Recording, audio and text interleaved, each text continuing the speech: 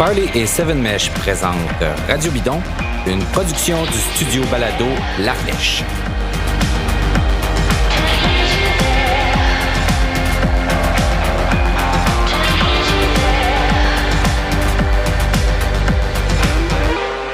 Bonjour, ici David Desjardins et bienvenue à ce deuxième récapitulatif du Tour de France 2020 enregistré au matin du second jour de repos des coureurs. On a donc 15 étapes en arrière de la cravate. À mes côtés, de manière virtuelle et distanciée, Charles Ostigui. Bonjour Charles. Salut David. Et Audrey Lemieux, que vous pouvez entendre à l'analyse du Tour de France sur Flowbikes. On est très heureux de la voir. Son seul matin de congé, là, elle passe avec nous aujourd'hui. Bonjour Audrey. Salut, bon matin. Bonjour. Audrey, je vais commencer en te posant une question à toi. Là. C'est le jour de repos aujourd'hui, puis on demande aux coureurs comment ça va les jambes. Fait que comment ça va les jambes?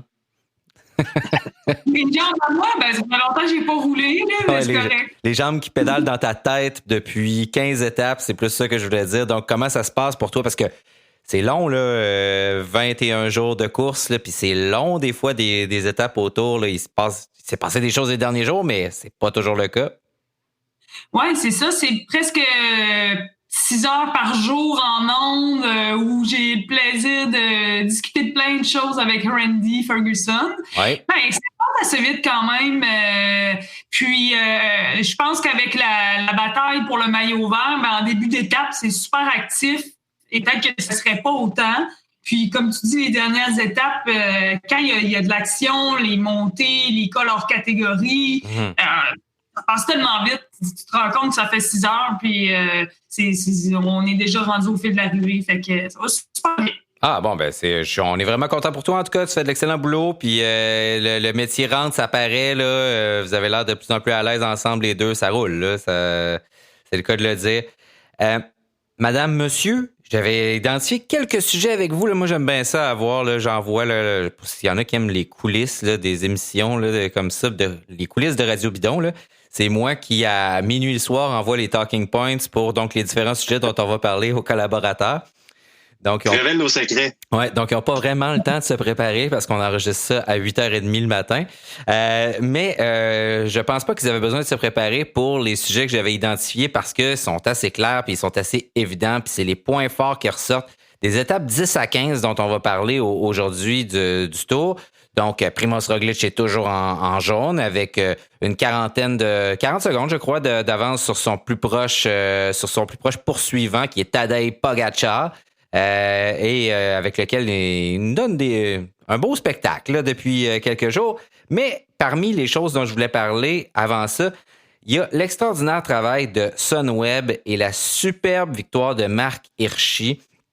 Et pas seulement celle-là, aussi celle de Søren Kragh Andersen. Donc, 2 victoires pour Sunweb. Je commençais avec toi, Audrey, là, la victoire de Marc Hirschi. Tu sais, quand on est commentateur, on n'est pas supposé, ou analyste comme toi, on n'est pas supposé prendre parti. Mais on avait vu Hirschi là, se faire reprendre sur la ligne quelques étapes plus tôt, se faire sauter à la ligne à la deuxième étape par Julian Alaphilippe.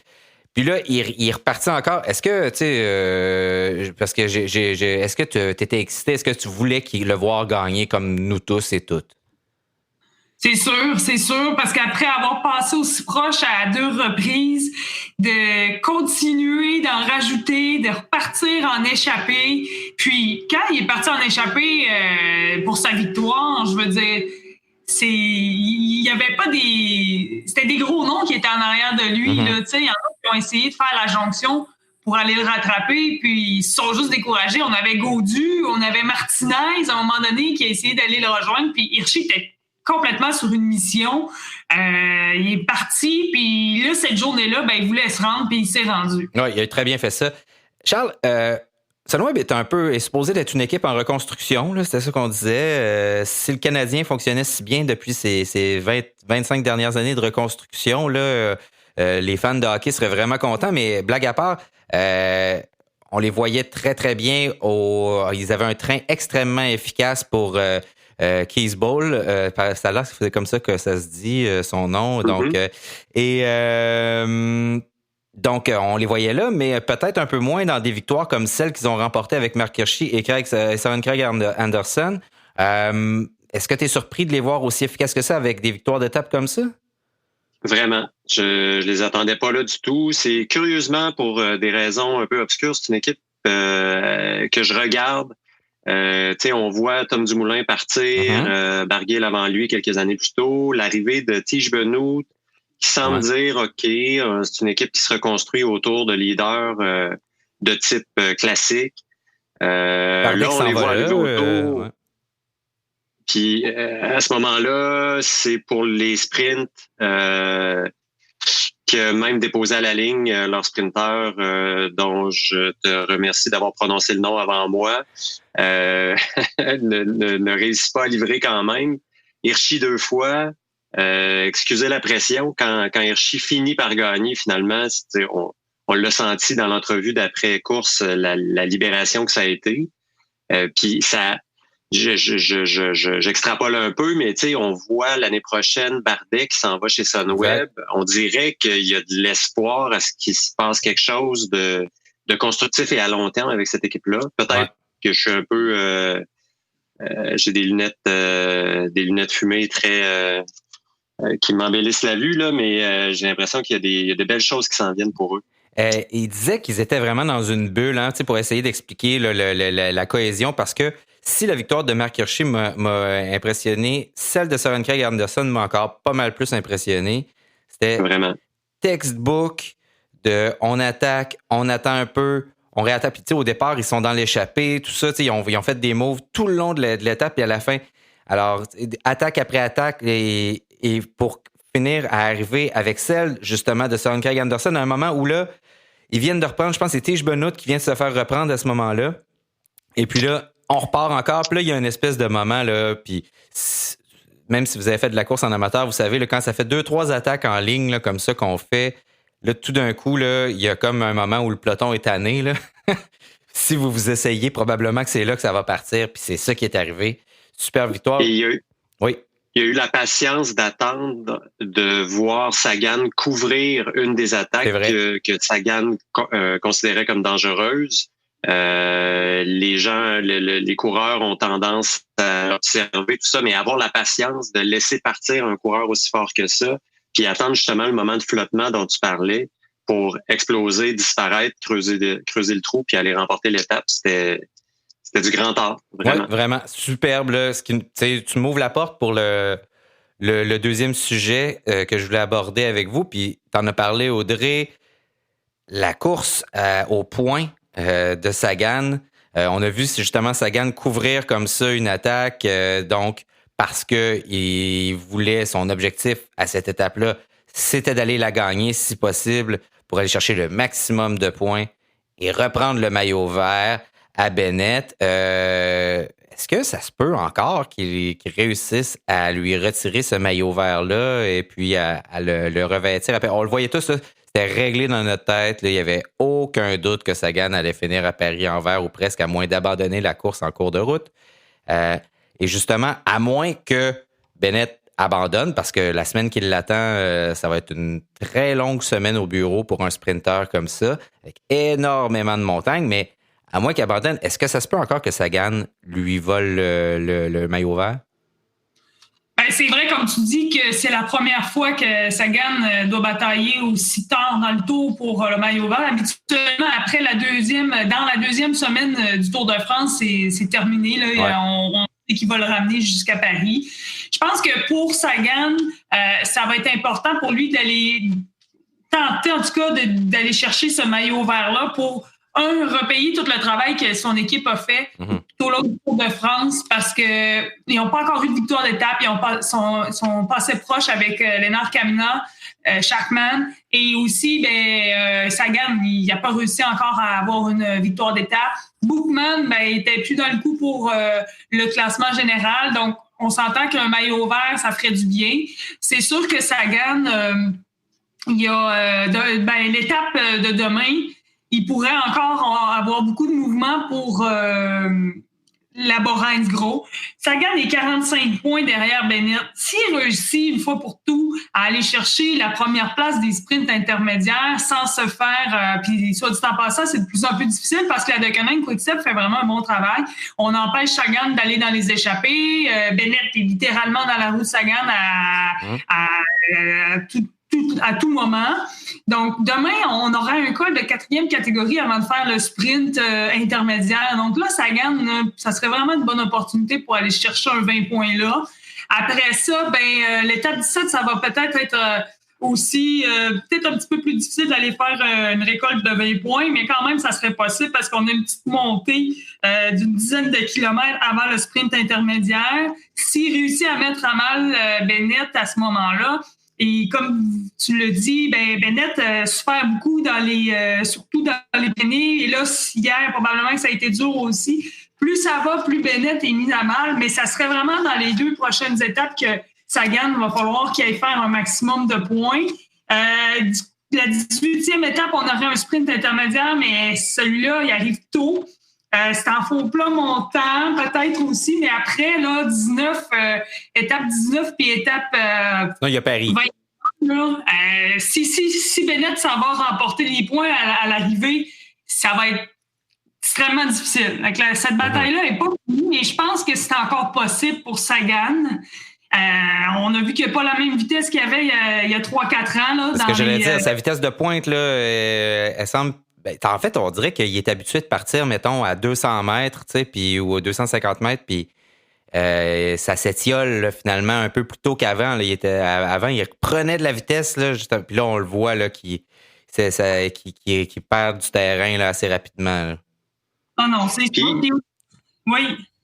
En fait, il y a le fait aussi que tout n'est pas entre ses mains. Ça dépend. Il y a le combat du maillot à poids va jouer aussi parce que les prochaines étapes sont, comme tu le disais, Audrey, en montagne. Il va y avoir des échappées tôt parce que dans le classement à points, on a Cosnefroy qui est premier, mais là, 2e et 3e, c'est, sauf erreur, là, c'est Roglic et Pogačar. Donc, il faut marquer des points tôt dans l'étape pour espérer garder le maillot à poids. Donc, ça amène beaucoup de monde dans l'échappée très, très tôt. Et donc, c'est des points qui disparaissent aussi pour le classement du maillot vert. Donc, c'est plus uniquement la force de Sagan. Il faut qu'il espère être capable de partir dans une échappée ou que les échappées soient suffisamment petites pour qu'il reste des points derrière. Puis il faut qu'il espère aussi que Caleb Ewan batte Bennett à Paris. Ah, puis là, il faudrait que Caleb Ewan se rende à Paris aussi, là, parce qu'ils sont à la veille d'envoyer du monde pour le prendre sur leurs épaules en arrière. Là, il a l'air à la ramasse là, épouvantable. Là. Puis là, ça, comme je disais tantôt, pour tous les sprinteurs, là, puis ceux qui sont dans le groupe Eto puis qui souffrent, la semaine qui s'en vient sera pas agréable. Là. Non, ça ne sera pas des vacances du tout. Puis il n'y a pas de points à ramasser, sauf erreur à la 20e étape, qui est un contre-la-montre individuel. Ça va être une épreuve de survie. Là. Oui, c'est ça. Exactement. La fenêtre se referme. Je suis d'accord avec toi, Charles, que si Sagan veut faire un maximum de points, il faut qu'il soit dans les échappées, même avec le groupe qui veut partir pour le maillot à poids. Il faut que ça se passe là, parce qu'il faut qu'il fasse un maximum de points dans les sprints intermédiaires, c'est 20 points. Puis si on pense qu'il a eu son déclassement et sa pénalité, il aurait eu 43 points de plus, donc il serait seulement à 2 points de Bennett. Ça aussi, ça peut jouer, mais en tout cas, c'est des conséquences des actes, hein, on sait. Mais je suis bien d'accord avec toi qu'il faudrait qu'il soit dans les échappées dans les prochains jours, le matin. Puis c'est ça la difficulté, c'est que la Deceuninck, il ne laisse pas aller. Fait que c'est vraiment pas facile pour lui. D'ailleurs, Charles, dans nos échanges, est-ce que j'ai bien compris que tu n'étais pas d'accord avec le fait que Sagan ait été déclassé? Je ne suis pas d'accord. Ah oui, OK. En fait, parce qu'il faut à un moment donné prendre position, j'ai dit que je n'étais pas d'accord. Mais c'est dans la belle grande zone grise de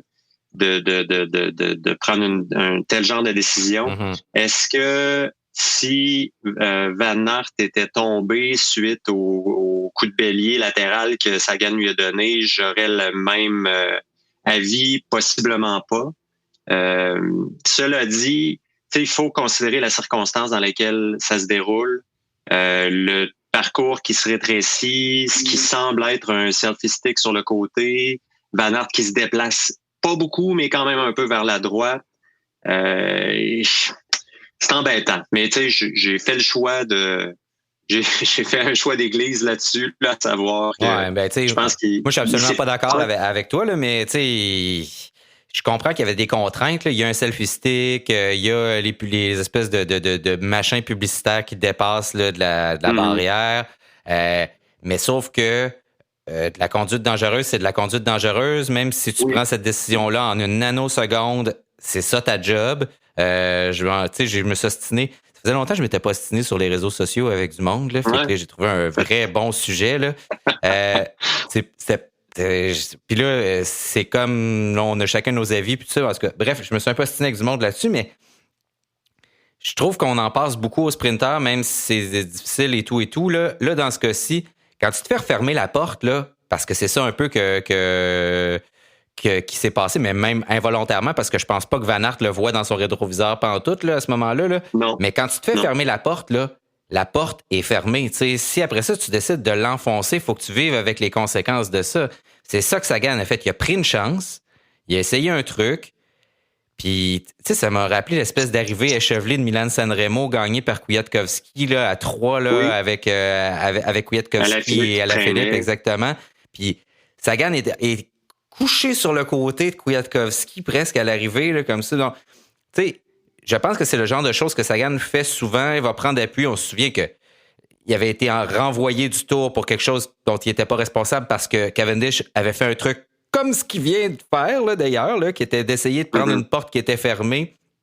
Et puis, c'est refermé sur lui, puis c'est lui qui a été la victime de ça à ce moment-là. Et je pense pas, et à ce moment-là, et je le pense toujours, Sagan ne méritait pas du tout d'être envoyé du Tour. Mais, et c'était la faute de Cavendish, la porte était fermée, puis il a essayé de l'ouvrir. Et c'est ça que Sagan a essayé de faire encore une fois. Donc, je pense que là, ils ont dit, hey, le grand, ça fait assez longtemps que tu fais la course de bicycle à pédale, là, c'est non, là. Ouais, je trouve que c'est dur de comparer les deux situations. Dans un cas, la porte était complètement fermée, puis Cavendish est venu taper dans le coude à Sagan. Là, on remonte un peu en parlant de ça, mais dans l'autre cas, la porte se ferme au moment où la roue avant de Sagan est à peu près à mi-vélo de Van Aert. Regarde, je mettrais pas mon... je serais game de m'ostiner longtemps autour d'une bière, là, mais sans mettre ma maison en gage là-dessus. Là. Mais cela dit, je pense que ça a été rude comme relégation. En plus d'aller chercher ses points qu'il avait fait dans l'étape plus tôt, c'était majeur. Ouais, ça c'est... Les circonstances du Tour de Pologne, on a resserré la vis puis on n'accepte plus nécessairement ce type de comportement. Par contre, dans le passé, je veux dire, c'est une technique de sprinter qui est assez basique. On a vu ça énormément. C'est pas juste Sagan qui fait ça. Non, c'est vrai. Par contre, ça a été resserré la vis puis on veut plus d'incidents comme au Tour de Pologne. Puis bon, on est rendu là. Je pense mais on pourrait en parler là. Je suis d'accord avec vous. C'est un sujet qui... on a deux écoles de pensée. Ouais, c'est ça. Et bon, let's agree to disagree, comme ils disent à Pékin. Voilà. Amateur de pangolin, bonjour. Ineos Grenadier, se fait-il servir sa propre médecine et se fait-il exploser son leader dans le col du Grand Colombier? Poser la question, c'est pas mal y répondre et c'est notre prochain sujet de conversation. Hier, là... il avait déjà l'air pas super en forme. Puis moi, j'avais une théorie là, que j'avais partagée avec personne parce que c'est toujours mieux de les partager avec personne puis pouvoir les ressortir après puis dire qu'on avait raison. J'avais une théorie, c'était que finalement, Ineos, anciennement Ineos Grenadier, anciennement Ineos, anciennement Sky, avait pas un train qui fonctionnait si mal que ça par rapport à celui de Jumbo-Visma. Je pense qu'ils ajustaient leur vitesse à celle de leur leader, Egan Bernal, qui finalement était à côté d'embarrure depuis un bon bout de temps. Audrey, qu'est-ce que tu en penses? Es-tu d'accord avec ma théorie ou que juste Jumbo est juste trop fort pour la Ligue? Ben, je pense que ta théorie pourrait faire du sens, surtout que dans la première semaine, je me souviens plus exactement quelle étape, Bernal demandait déjà à Kwiatkowski de ralentir lorsqu'il faisait le train. Fait que déjà, ça, c'était une indication. On sait que la Ineos, c'est totalement différent qu'à l'habitude. Habituellement, c'était l'équipe qui prenait le contrôle de la course tôt, on mettait le coureur dans le maillot jaune et après, on roulait de façon défensive, ce que la Jumbo-Visma fait. Donc, on assiste à un changement d'air. Oui, on pourrait dire « Pavel Sivakov a chuté, il n'a pas encore récupéré, on l'attendait pour faire le tempo dans les montées, mais... » Encore faut-il que Bernal suive, là, tu sais... En plein ça. Puis aussi, George Bennett, lui aussi, est tombé et ça n'avait pas empêché hier d'être là dans le train. Mais Bernal, ben oui, ça avait montré des signes déjà dans la première semaine. Ensuite, au Puy-Marie, complètement vidé, très en difficulté. Et ensuite, hier, il a dit que dans la première ascension, dans le premier col du jour, col de la selle de Fromentel, il était déjà en difficulté, il s'est accroché, mais ça a été terminé. Donc, est-ce que ça va être... on n'en sait pas nécessairement plus. Est-ce que c'est physique? Est-ce que c'est mental? Est-ce qu'il n'a pas assez couru? Il a besoin de plus de courses? Sa préparation, après ça, il y avait la pression. Je veux dire, on a laissé Geraint Thomas et Chris Froome de côté pour qu'il soit l'unique leader. Carapaz a chuté à maintes reprises. Il était prévu pour le Giro. Son pic de forme n'est peut-être pas arrivé, mais encore là, ça revient à ce que tu dis. Probablement que Bernal, il n'avait pas cette forme-là. Mm-hmm. Oui, Charles, vas-y. Et combiné à l'extraordinaire puissance de Jumbo-Visma, hier, je re-regardais le Grand Colombier un peu plus tard en journée. Van Aert a fait les 8 premiers kilomètres à l'avant en brutalisant ce qui restait du peloton. Van Aert, il pèse quand même à peu près 75 kilos. C'est pas exactement un grimpeur. Après ça vient Bennett. Après ça vient Dumoulin. Après un certain Roglic. Puis ils n'ont même pas eu besoin de cette course qui était là en backup, en touriste, en gros guillemets. Là. Il revient en avant un peu en disant « Ouais, là, OK, dans les derniers mètres. » Là, je vais aller donner une coupe de coups de pédale. Ouais, c'est ça, pour montrer que je suis là. Mais non, en fait, parce qu'on voit là, qu'à ce moment-là, Roglic est à bloc, Pogačar attaque. Donc là, on est vraiment dans une situation plus tricky, comme ils disent. Donc, mais c'est vrai, là, c'était incroyable. Là.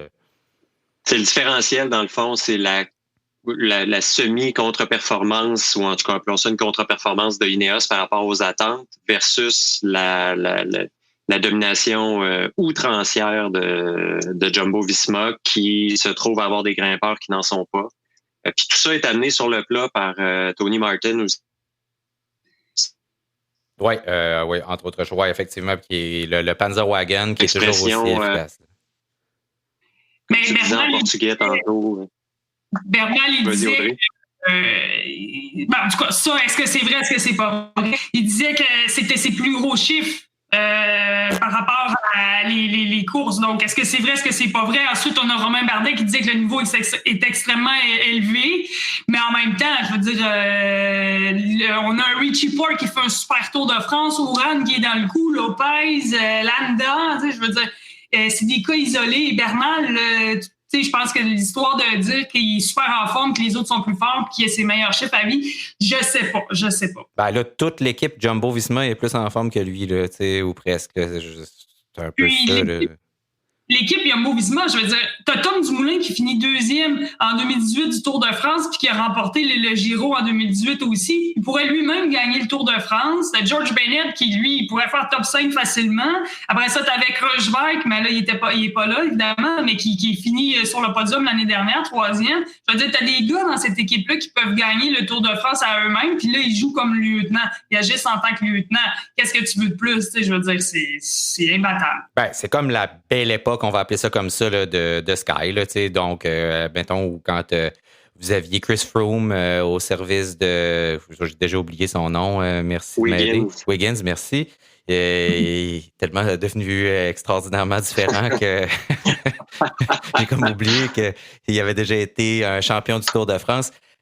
Donc, c'est ça. Donc, où vous aviez ces grands noms-là, ou plusieurs leaders, même l'année dernière, là, un Geraint Thomas. Et ce qui vient à nous demander peut-être, est-ce que finalement, Geraint Thomas, qui va super bien sur Tirreno Adriatico, est-ce qu'il aurait dû être au Tour, finalement? Ça, c'est la grosse question qu'on se pose. C'est la grande question, mais c'est toujours plus facile à regarder en rétrospective. Audrey, tu parlais de Sivakov tantôt.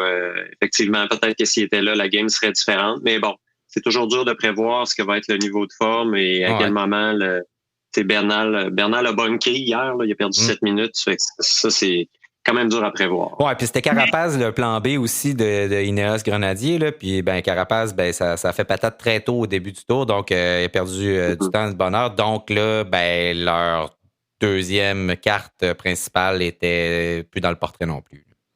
Exact. Ouais. Aaron Thomas, il l'a dit un petit peu plus tard dans ses entrevues que il veut gagner. Il se serait mal vu être dans une position de lieutenant sur le Tour de France pour un Egan Bernal, la deuxième carte Carapaz, mais en même temps, il aurait été un plan B, en fait. Il aurait probablement pu avoir sa chance de jouer la victoire sur le Tour de France. Mais bon, les décisions qui ont été prises, et ça aussi, c'est une autre chose. Est-ce que ça a été pris en mode panique à la dernière seconde? Ça s'est fait là, littéralement quelques jours avant le départ du Tour de France, là, ces annonces-là. Avec une saison étrange où on n'a pas, des mois et des mois, de données et d'essais-erreurs et de choses sur lesquelles se baser pour prendre ces décisions-là aussi.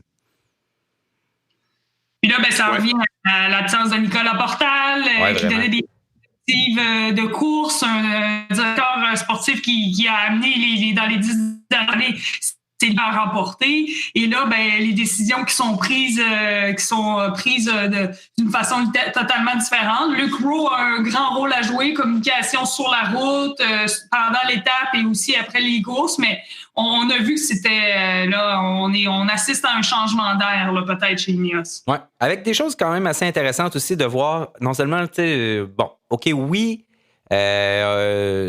Jumbo-Visma est en train d'écraser la compétition, mais il y a des trucs qui se passent en arrière un peu. J'ai envie de dire, le gagnant non officiel de ce tour-là, à date, là, vraiment non officiel, là, mais c'est un peu EF Education. Là, j'ai envie de dire des courses en ce moment en général, là, parce que on a vu Mike Woods sur Tirreno Adriatico qui était leader pendant quelques jours. Là, on a Uran qui s'est glissé en 3e position du général, l'air de rien. On a Daniel Felipe Martinez qui s'est moqué de la Bora Hansgrohe il y a quelques jours dans une étape où il était à 2 contre 1 dans les derniers kilomètres. Et puis, c'était un truc ils ont joué à c'était qui le plus fort, puis c'était vraiment lui le plus fort. Et on a des choses comme ça. On a un Tadej Pogačar Tadej Pogačar, est-ce que... Puis là, c'est ça mon sujet, là, en fait, mon dernier sujet du tour là, pour ce qui s'en vient. Est-ce qu'il peut arriver, l'air de rien, puis battre Roglic parce qu'il a l'air plus fort? J'aimerais vraiment te dire que j'y crois, mais j'y crois pas. Mon impression, c'est que Pogačar, c'est le prochain à craquer.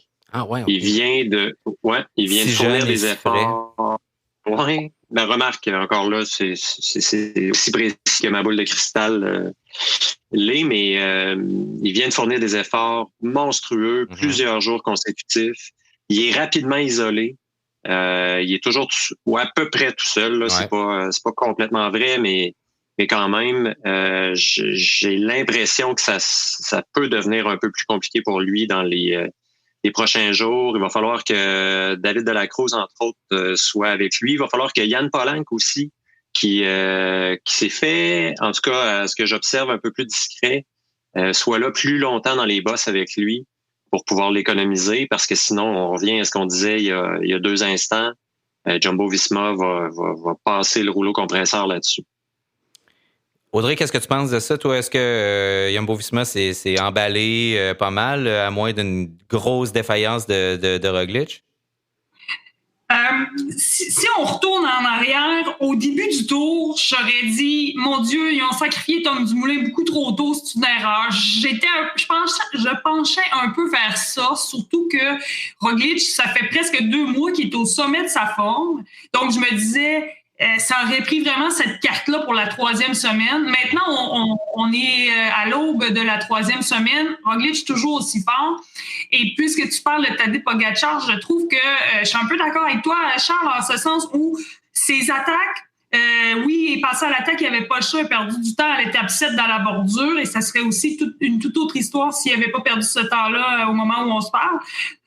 Mais il a fait ces attaques-là et je suis d'accord avec toi que ça coûte très cher en énergie. Par contre, on sait qu'il est très capable de passer à travers une course par étape de 3 semaines. Il l'a prouvé à la Vuelta avec sa 3e place. Et avec l'étape d'hier, il s'est campé dans les roues et il l'a dit à l'entrevue à la fin de la course.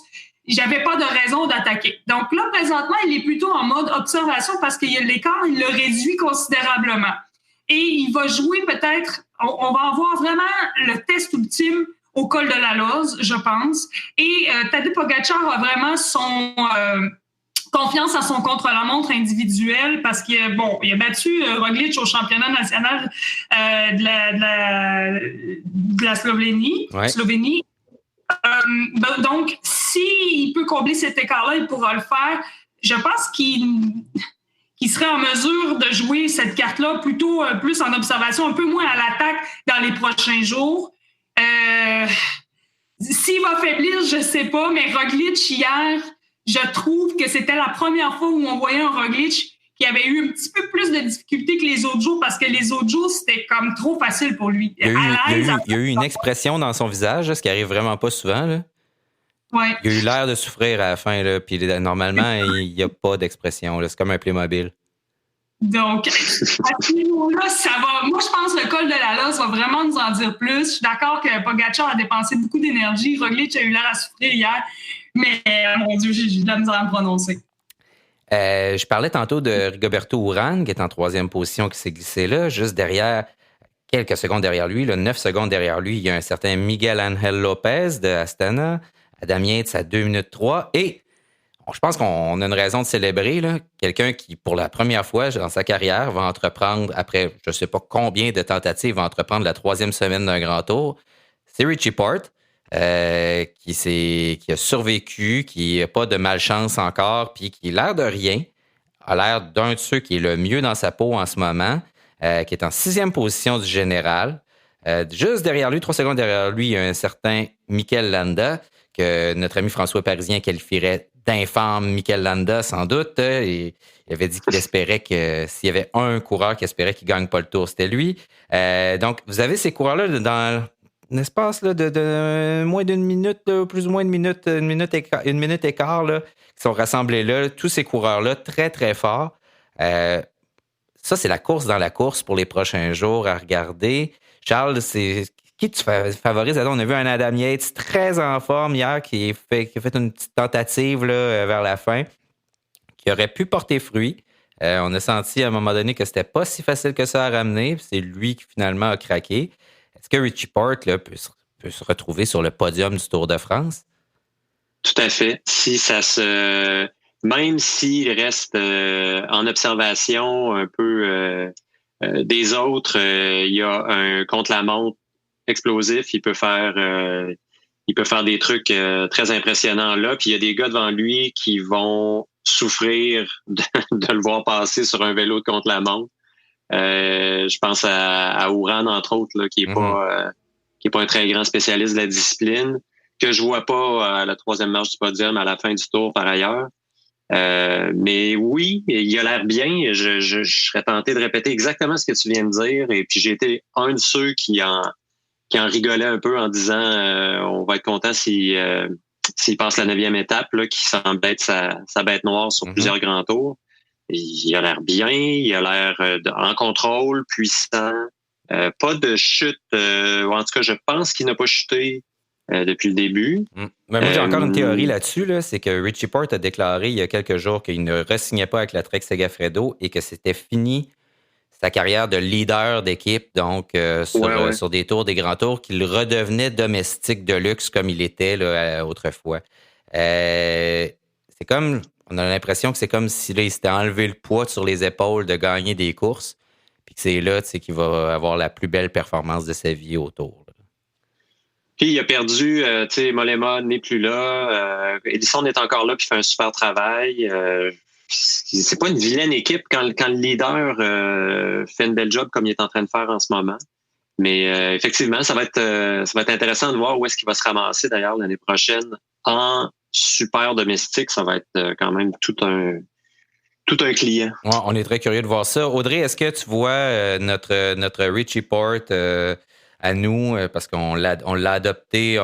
On a tellement ri de lui que même si on devrait pas faire ça, là, parce que je veux dire, une chute dans le col du chat comme celle qu'il avait subie, là, c'était zéro drôle, là, mais c'est parce qu'à un moment donné, tu es un super domestique au sein de la plus grande équipe, tu pars puis tu n'es jamais capable de finir un grand tour, ça devient un peu une blague, là, mais là, on l'a adopté parce que là, on veut qu'il réussisse. Ça, c'est le gars qui a toujours perdu puis qui finit par s'en sortir pas trop mal. Est-ce que tu le vois là, continuer de reprendre des positions au cours de la prochaine semaine?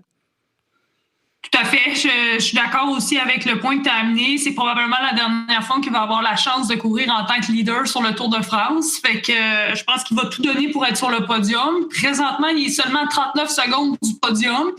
Son meilleur résultat sur le Tour, c'est 6e au classement général. Donc, ça serait la plus belle ligne à son palmarès, je crois. Et pour ce qui est du contre-la-montre individuel, il y a un léger avantage là, sur Yates, Lopez. Donc, ça va lui être favorable. Et avec les 2 dernières arrivées au sommet, c'était lui qui grimpait le mieux. Il s'accroche. Hier, vraiment, là, c'était un Richie Porte extrêmement puissant qu'on a vu. Super à l'aise. Oui, il est à l'aise. Et je pense que ça pourrait vraiment être bon pour lui. Il grimpe extrêmement bien. Comme tu dis, c'est pas nécessairement... il n'y a pas, on dirait, cette pression-là.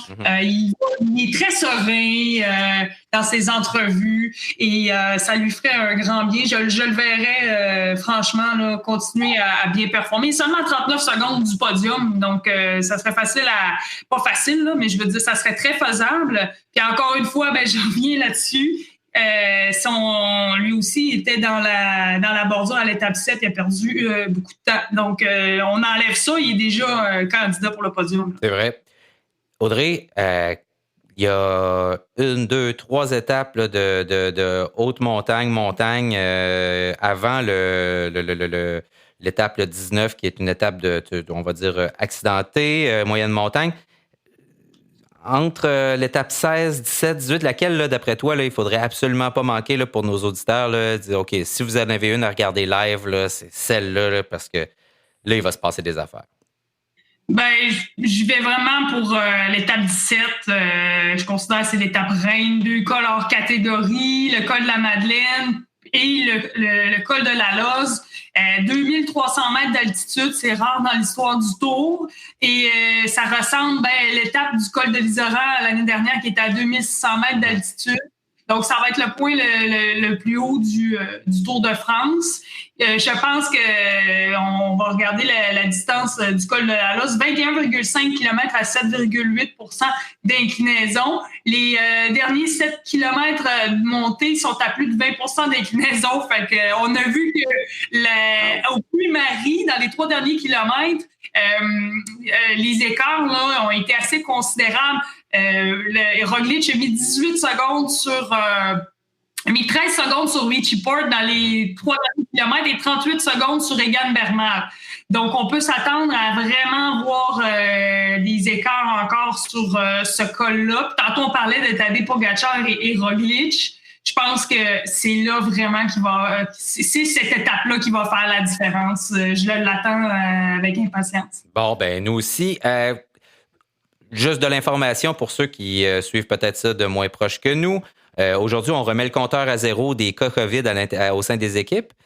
Donc, il y avait une règle là, qui avait été imposée par les autorités sanitaires en France, le gouvernement français, et qui était maintenue par l'organisation du Tour. C'était que s'il y avait 2 cas COVID au sein d'une équipe, que ce soit parmi des membres du personnel ou des coureurs, cette équipe-là serait exclue du Tour. Il y avait des équipes qui avaient des cas au sein du personnel qui ont été déclarés au début du Tour. Et là, maintenant, il y a une période, là, on a terminé la période de mise à l'écart. Et donc, à moins là, d'une catastrophe, donc, il n'y aura pas d'équipe exclue dans la dernière semaine. Il faudrait qu'il y ait 2 cas dans la dernière semaine au sein de la même équipe. Dans une France qui... On va le dire, ils ne l'ont pas annoncé comme tel en ce moment, jusqu'à maintenant, mais c'est la 2e vague en France. On a 15 000 nouveaux cas de COVID à tous les jours. Donc, c'est énorme. Ils sont presque sur le bord de rattraper per capita les performances assez déplorables des États-Unis en la matière. Et on a vu des étapes, là, entre autres l'étape entre Clermont-Ferrand et Lyon, là, où il y avait vraiment trop de gens sur le bord du parcours, surtout quand les coureurs sont très près du monde dans les montées. Et justement, hier, dans le Grand Colombier, là, il y avait personne. Ça fait bizarre, là, mais est-ce que... Puis là, je pose la question parce que j'ai même pas vérifié, puis je sais pas si vous pouvez me répondre, c'est pas un piège, là, mais est-ce que le public est exclu des prochaines étapes en montagne, puis ils pourront pas y aller? Là, sais-tu, Audrey, ou moi, je pose la question, là, puis je ne l'avais pas demandé avant. C'était une zone rouge de l'Inde. Donc là, c'était vraiment la décision à prendre, je pense, là, d'y aller à 100 spectateurs. Du côté des coureurs, ben oui, il y a eu des cris d'alerte. Écoute, il y a des spectateurs, je regarde toujours, est-ce qu'ils ont tous leur masque? Ben oui, on fait tous la même chose. C'est pas toujours le cas. Donc, il faut vraiment, je pense, y aller le plus prudemment possible. Parce que franchement, c'est pas juste le spectacle, c'est pas juste l'organisation du Tour de France, la business, c'est des êtres humains. Puis je veux dire, c'est extrêmement important. Puis je pense que dans vos radios bidons avec François Parisien, il était très clair là-dessus. L'union qui entoure les coureurs, parfois là, je trouve que on prend les coureurs pour des numéros. Donc vraiment, ça serait important d'y aller très sécuritaire pour les prochains jours. Non, effectivement, l'UCI, là, on sait que c'est pas terrible. Puis là, ce qu'il faut comprendre aussi, c'est que ces coureurs-là, en ce moment, leur système immunitaire là, est à zéro, là, parce que la manière dont ça fonctionne, là, la récupération, là, c'est de ton corps après des efforts très, très intenses. C'est ton système immunitaire qui se charge de faire ça et donc il est sollicité presque à 100% pour te permettre de récupérer de ces efforts-là. Et donc, il est très affaibli par cette série d'efforts et il est nettement plus susceptible que la moyenne des ours, justement, là, d'attraper n'importe quel petit virus qui passe par là. On a vu des gens leur crier d'en face, pas de masque. Moi, je hurle à ma TV comme un con en disant « Mets ton masque! » Mais, mais tu sais, c'est ça, c'est déplorable. Il y a aussi le fait qu'il y a les coureurs, évidemment, de qui ont souci, mais ils deviennent des vecteurs de propagation aussi. C'est le tour de la France, ils font le tour du pays. S'ils sont contaminés, ils trimballent ça avec eux. C'est rendre service à personne. Et au sein de leur bulle, de chaque équipe, tout ça aussi. Donc, évidemment, là, à un moment donné, c'était très difficile de dire à tout le monde, vous mettez toujours vos masques, etc. Et donc, au sein de l'équipe, clairement, s'il y en a un qui tombe malade, tout le monde tombe malade ou presque. Là, donc, c'est ça. Donc, terrible. J'aimerais qu'on glisse un mot avant de terminer parce que c'est comme c'est la foire aux courses de vélo. Là. Peut-être un mot. Je sais qu'Audrey, tu es vraiment prise par le Tour. On ne te demandera pas d'avoir d'opinion sur la question ou de nous parler, de faire ton analyse de ça parce que je pense que tu regardes assez de bicycles comme ça. Mais et nous aussi d'ailleurs, et donc moi j'ai regardé quelques morceaux de Tirreno Adriatico qui se déroulent en même temps. Mike Woods qui a pris le maillot du meneur assez rapidement, je pense à la deuxième étape de la course. Maillot qui s'est fait voler par un certain Yates. Donc, il s'est fait voler. En fait, il ne l'a pas volé du tout. Là. C'était une très belle attaque. Donc, Charles, as-tu eu le temps de jeter un œil là-dessus? Un peu distrait, je t'avouerais, comme moi, là. bien candidement, mais évidemment, avec Woods avec le maillot bleu de leader, ça a attiré mon attention. J'ai vu des belles choses. Effectivement, le frère de l'autre, Yates, a démontré des belles choses. Ça promet pour la suite de sa carrière quand il sera dans une nouvelle équipe. Si je fais pas erreur dans les jumeaux, là, ouais, ben là, moi, je vais vous expliquer une affaire, là, puis là, je me confie sur les ondes de Radio Bidon.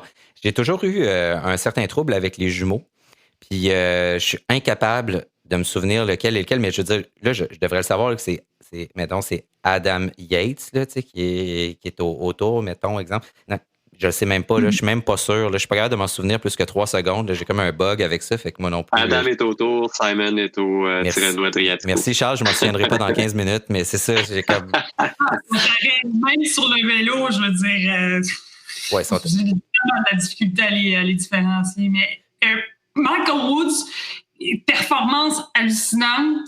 quand il a gagné. Et moi, je vois ça comme aussi une très bonne nouvelle pour ce qui s'en vient, c'est-à-dire les championnats du monde, parcours qui pourrait très bien lui plaire.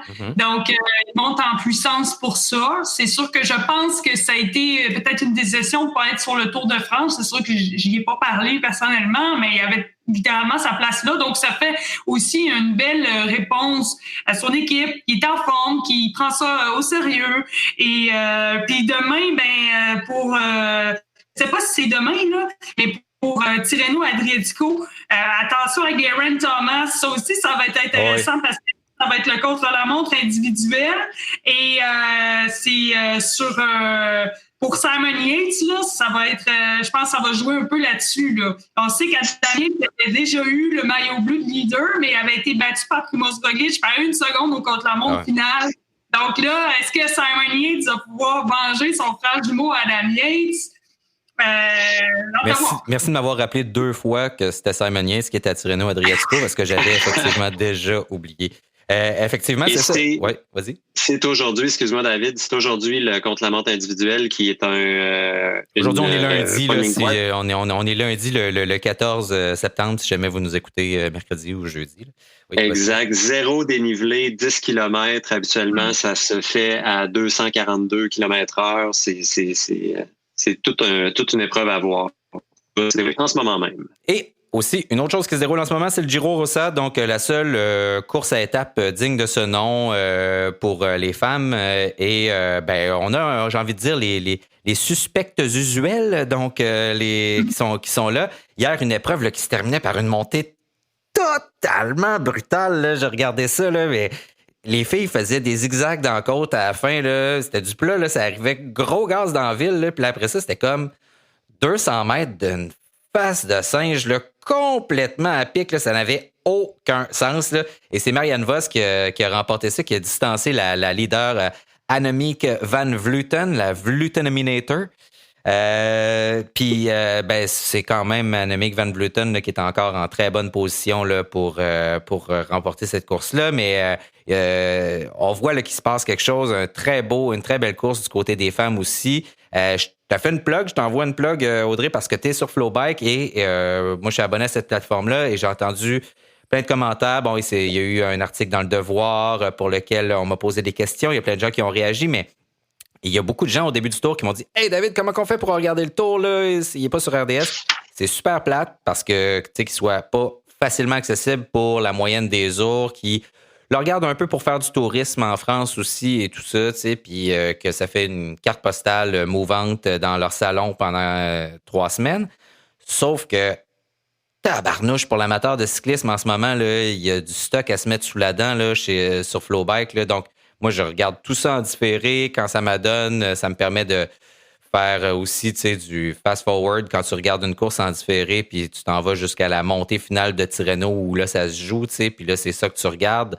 On les félicite d'avoir engagé des gens comme Randy et Audrey pour faire justement le commentaire en français. Est-ce que vous avez beaucoup de monde qui vous écrivent, Audrey, pendant les courses? Est-ce que vous avez ça à gérer en plus de tout le reste? Oui, merci d'ailleurs. Merci pour tous ceux qui nous écoutent parce que oui, ça a été un peu... Il y en a qui étaient super contents, qui étaient déjà même abonnés à Flowbikes. Puis pour quelqu'un qui aime, comme tu dis, se mettre des belles courses sous la dent, il va en avoir encore. Ouais. On va faire la Vuelta, on va faire Liège-Bastogne-Liège, on va faire la Flèche Wallonne. Je pense même qu'il va y avoir une équipe, je ne suis pas nécessairement au courant, mais Randy avait l'air de dire qu'il va y avoir une équipe qui va faire Paris-Roubaix. Je ne veux pas vous induire en erreur, là, mais... Donc, écoutez, c'est rendu là, c'est comme ça. On est en 2020 et puis malheureusement, les grandes chaînes ne diffusent pas le Tour de France. Donc, présentement, c'est la réalité. Je pense qu'il y a eu un petit peu de mécontentement. Je sais que Simon Drouin avait dit les coûts d'abonnement. Après ça, c'était pas nécessairement ça. Tout ça. On est en ère de changement. On est comme c'est comme l'équipe Ineos. C'est un ère de changement.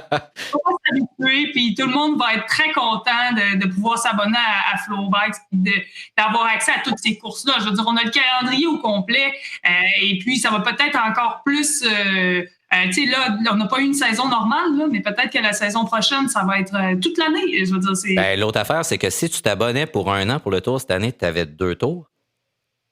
C'est ça. Juste de même, là. Pensez-y. Parce que là, on n'est pas au bon moment de l'année pour le tour. Là, donc, t'as presque, si tu t'abonnais là, fin août, tu avais presque 2 saisons de bike au complet. Je dis ça comme ça. Donc, il n'est pas trop tard. Et, en passant, FlowBikes n'est pas un commanditaire de l'émission. On dit ça parfaitement gratuitement comme ça, mais moi, j'aime le service. Je le trouve super bien fait. Je comprends que pour des gens qui ne sont pas des super fans de cyclisme, c'est pas très abordable, mais si vous aimez ça, là, bâtard, là, plutôt que de prendre mon VPN puis d'aller écouter Jaja sur le site du Tour, j'aime mieux aller écouter Randy et Audrey. Merci Audrey d'avoir été avec nous. Ça fait plaisir. Merci à vous deux, les gars. Ça fait toujours plaisir d'être le jaser de vélo avec vous autres. Merci Charles et Audrey, on est vraiment content de t'avoir avec nous. Merci Charles d'avoir été là aussi en ce petit lundi matin. Je retourne à ma semaine de vacances, imaginez-vous donc, de laquelle je me suis extrait pour venir faire ce Radio Bidon. Ne me félicitez pas. Et merci, puis on va se reparler dans une semaine, à la toute fin de ce Tour de France-là. Sur ce, Audrey, bon dernier droit. Puis, merci. Charles, merci beaucoup encore une fois. Toujours un plaisir. Au revoir. À bientôt. Bye. Merci à vous toutes et tous d'avoir été à l'écoute. Radio Bidon est une présentation de Seven Mesh et Parley. C'est une production du studio Balado de l'agence La Flèche. Si vous voulez nous suivre sur les réseaux sociaux pendant le Tour de France, n'hésitez pas à le faire. On est surtout sur Twitter, mais on est un peu partout. Et puis, évidemment, vous pouvez télécharger cette émission et toutes les autres émissions. Préférablement vous abonner sur toutes les bonnes plateformes de podcast. Merci d'avoir été à l'écoute et à la prochaine.